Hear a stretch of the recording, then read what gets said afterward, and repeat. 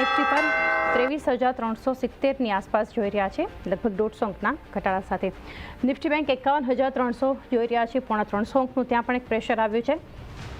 Mid cap small cap જોઈએ તો અત્યારે 5% વધુ ત્યાં એક દબાણ છે. 51,450ના લેવલ્સ મિડ કેપ પર આપણે જોઈ રહ્યા છે, તો સ્મોલ કેપ ઇન્ડેક્સ 16,000ની ઉપર જોઈ રહ્યા છે. ત્યાં પણ ખાસું એક પ્રેશર છે. સેન્સેક્સ જે શરૂઆત બતાવી રહ્યું છે અત્યારે 0.5% વધુ નીચે છે, 76,950 પર અત્યારે જોઈ રહ્યા છે. સેન્સેક્સમાં પણ ઓવરઓલ બધા જ ઇન્ડેક્સ 0.5%નું ઘટાડો બતાવી રહ્યું છે. ઇન્ડિયા વિક્સ પર પણ નજર કરીએ તો લગભગ 6.5%નો એક ઉછાળો ઇન્ડિયા વિક્સ બતાવી રહ્યું છે. એડવાન્સ ડિક્લાઇન રેશિયો પણ અત્યારથી જ નેગેટિવ છે. 789 સ્ટોક્સ જે છે એનએસસી પર એડવાન્સ સાથેની શરૂઆત બતાવી રહ્યા છે, સામે 927 સ્ટોક્સ છે કે જે આપણને ડિક્લાઇન સાથે એક શરૂઆત બતાવી રહ્યા છે.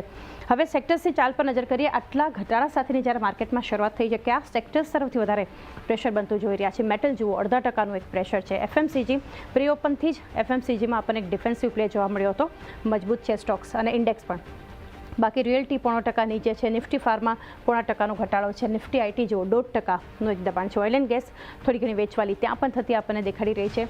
નિફ્ટી ઓટો 12%ની મજબૂતી છે, તો કેપિટલ ગુડ્સમાં થોડું ઘણું પ્રેશર છે. તો એફએમસીજી ફરી પ્રેશરમાં આવતું જોઈ રહ્યા છે, પરંતુ ઓટો મજબૂત છે અત્યારે. અને સેક્ટર વાઇઝ જોઈએ તો સૌથી વધારે રિયલ્ટી અને ફાર્મા એક પ્રેશરમાં, અને આઈટી 1.25%થી વધુ નીચે છે. હિટમેપ પર નજર કરીએ હવે સ્ટોક્સની ચાલ પર, ક્યાં આપણને ખરીદદારી કે ક્યાં વેચવાલી થતી જોઈ રહ્યા છે. માર્કેટ ઓવરઓલ અત્યારે નીચે છે, ત્યારે ટ્રેન્ડ 3.5%, જબરદસ્ત મજબૂતી અત્યારે શરૂઆતથી જ. આઈશિયા મોટર્સ જુઓ, થોડીવાર પહેલાં જ આપણે માર્ચના ઓટો વેચાણ આંકડા જોયા, અત્યારે 2%ની મજબૂતી. રોયલ એનફિલ્ડનું વેચાણ વધ્યું.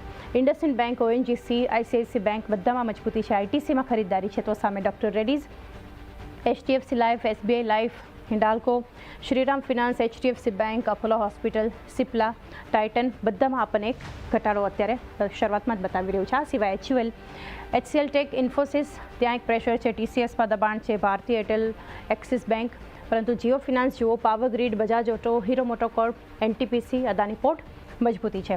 રિલાયન્સ 0.5% નીચે. સન ફાર્મા, મારુતિ, બજાજ ફિનાન્સ, ટેક મહિન્દ્રા, જેએસડબલ્યુ સ્ટીલ, વિપ્રો બધા સ્ટોક્સ ઘટી રહ્યા છે.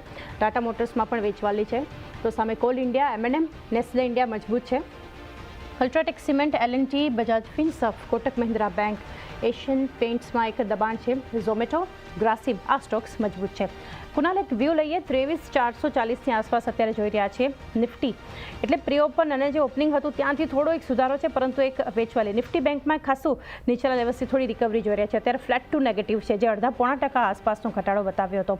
કઈ રીતે એક વ્યૂ રાખી રહ્યા છો માર્કેટ માટે? મિડ કેપ પણ ખાસું સુધારતું જોઈ રહ્યા છે, સ્મોલ કેપમાં એક સુધાર છે. આપનો વ્યૂ લઈએ. ઓપનિંગ કઈ રીતે જોઈ રહ્યા છો કુનાલ? નિફ્ટી 23,437 પાસે છે. બેંક નિફ્ટી 51,500 પાસે છે.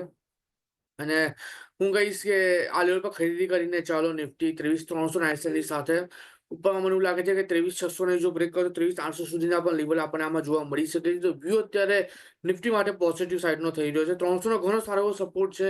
300 બ્રેક થવાના ચાન્સીસ અત્યારે હાલ પૂરતા ઓછા છે, તો ખરીદી કરીને ચાલવાની સલાહ રહેશે. ખરીદદારી કરો. 23,300નો એક સ્ટોપ લોસ નિફ્ટી માટે તમે રાખી શકો છો. આ સિવાય